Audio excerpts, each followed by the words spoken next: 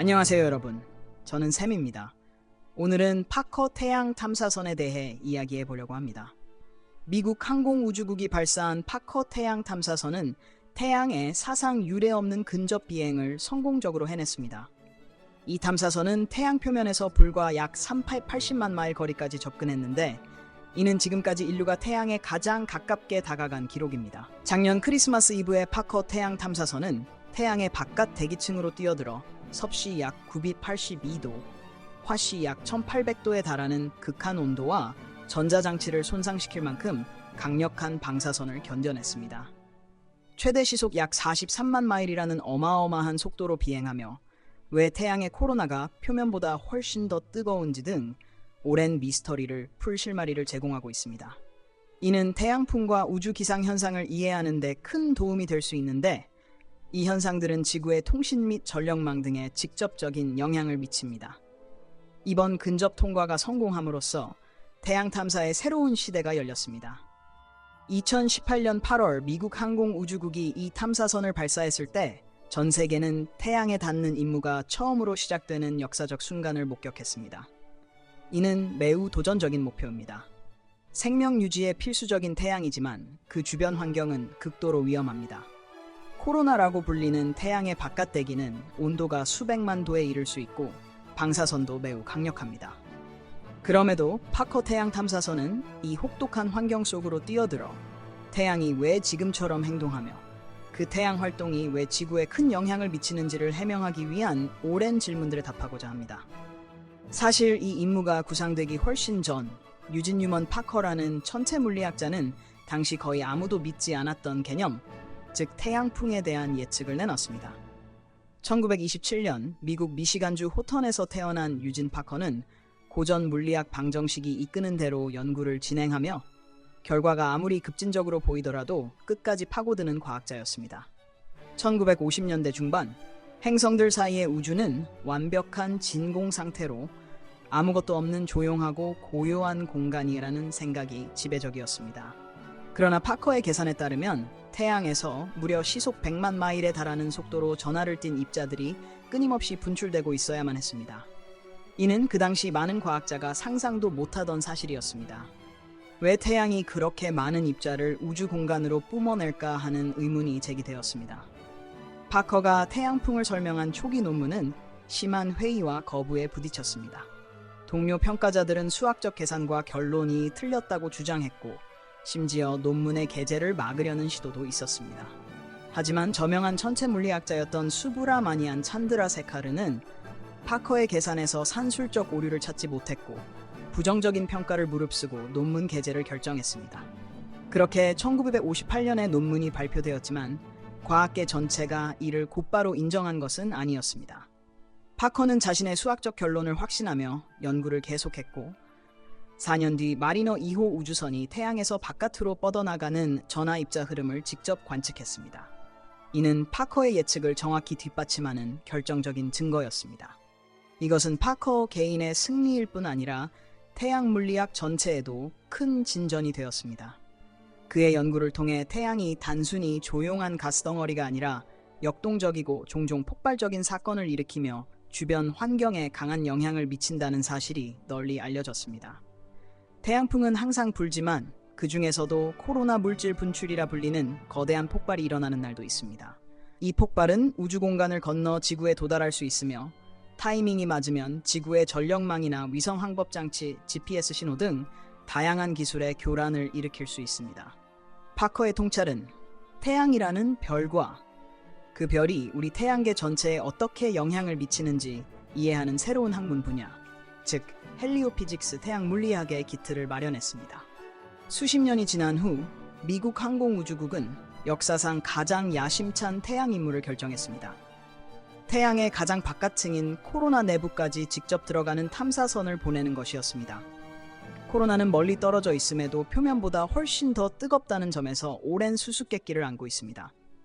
태양 표면 온도가 화씨 약 1만 도, 섭씨 약 5,118도 정도인데 코로나는 온도가 100만 도를 넘기기도 합니다. 파커가 처음 제시한 가설 중 하나는 나노플레어라고 불리는 아주 작은 규모의 폭발이 끊임없이 일어나 에너지를 방출함으로써 코로나가 초고온을 유지한다는 것입니다.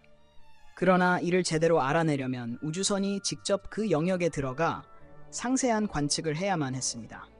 문제는 그곳이 너무나도 위험한 환경이라는 점이었습니다. 원래 이 임무는 솔라 프로브 플러스라는 이름으로 불렸습니다. 그러나 미국 항공우주국의 한 고위 관리가 이 위대한 항해에 좀 더 걸맞은 이름이 필요하다는 의견을 냈습니다. 이 임무를 통째로 헌정할 만한 인물이 있는가라는 질문에 미국 과학 아카데미는 즉각 만장일치로 유진 파커를 추천했습니다. 당시 90대였던 파커는 아직도 태양의 수수께끼에 호기심과 열정을 품고 있었기에 이보다 더 완벽한 헌사가 없었습니다. 이렇게 파커 태양 탐사선이라는 새 이름을 얻게 되었고 미국 항공우주국에서 생존 인물의 이름을 딴 최초의 우주선이라는 기록을 세웠습니다. 파커와 그의 가족은 2018년 8월에 플로리다에서 진행된 발사 장면을 직접 지켜봤는데 자신의 이름을 단 로켓이 태양을 향해 날아오르는 모습에 자부심과 경이로움을 느꼈을 것입니다. 파커 태양 탐사선의 주요 과학적 목표는 태양에 점점 더 가깝게 접근하면서 여전히 풀리지 않은 큰 질문들을 밝혀내는 것입니다. 그중 하나가 앞서 언급한 코로나 열갈이 문제입니다. 왜 바깥 대기가 표면보다 훨씬 더 뜨거운 것일까요? 또 다른 궁금증은 태양풍의 가속 문제입니다. 태양 근처에서는 비교적 낮은 속도로 움직이던 입자들이 어떻게 점점 빨라져 시속 100만 마일에 달하게 되는 걸까요? 이 과정을 이해하면 태양풍과 더 큰 폭발 현상이 지구에 미치는 영향을 더 잘 파악할 수 있습니다. 이는 지구 극지방에 아름다운 오로라를 만들어내는 것에서부터 강력한 분출이 일어났을 때 전력망을 교란할 위험까지 다양한 방식으로 우리의 삶에 관여합니다. 한편 많은 사람이 가장 궁금해하는 것은 어떻게 탐사선이 그런 고온에서 녹아버리지 않고 버틸 수 있느냐일 겁니다. 그 해답은 첨단 열차 폐막에 있습니다. 엔지니어들은 두께 약 4.5인치의 탄소 복합체 방열판을 오랜 시간 연구해 만들어냈습니다.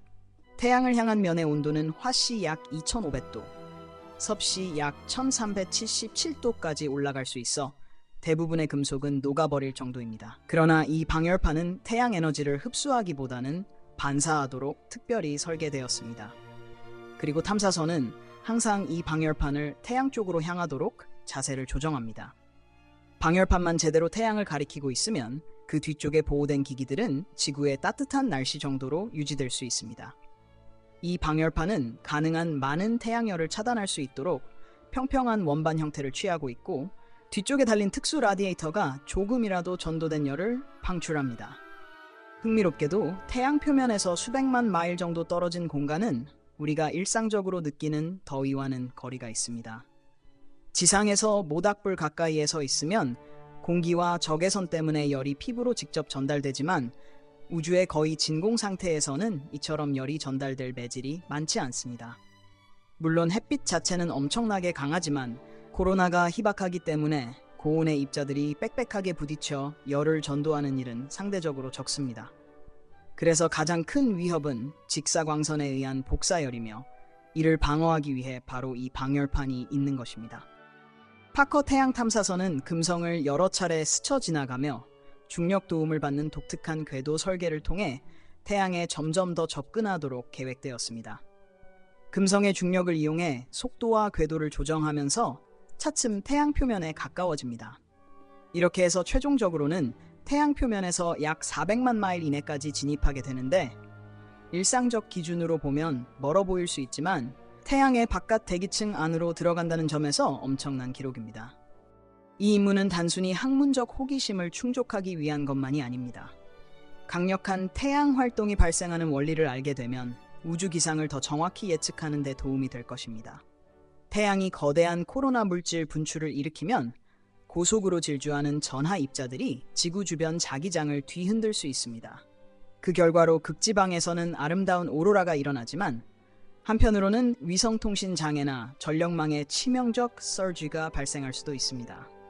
더 나은 예측 기술이 있다면 전력회사는 변압기를 보호할 시간을 벌 수 있고 위성 운용자들은 위험한 상황에 대비해 조치를 취할 수 있을 것입니다.